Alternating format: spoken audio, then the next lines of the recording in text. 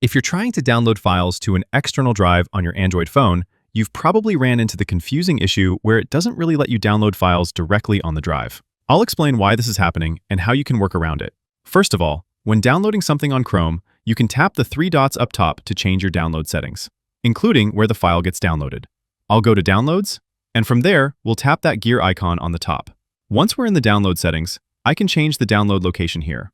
You'll see how my phone allows me to switch the default downloads folder to my SD card, which I have installed inside my phone, but the external drive is grayed out, and it's also labeled here as SD card 2, with a message saying there isn't enough space. Now, there's a couple of issues we're seeing here. First of all, Chrome is misidentifying my external drive as an SD card, but the bigger issue is that Google restricts Chrome's access to safe folders only.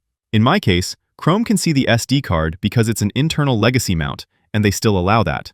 But a USB-C connected SSD is treated as untrusted external media, and they won't allow the browser to download directly to the drive. The only real solution at the moment is to first download the file to your phone or on your SD card, and then go to your file manager and move it to your external drive. I can, for example, download this video clip here, choose my SD card as the destination, and then once the download finishes, I can hop in the file manager and find the file, long press it, and choose to move it on my external drive. I know that probably wasn't the answer you were hoping for, but as of now, that's the best we can do. Click that like button if this helped you, and subscribe for more Android guides like this.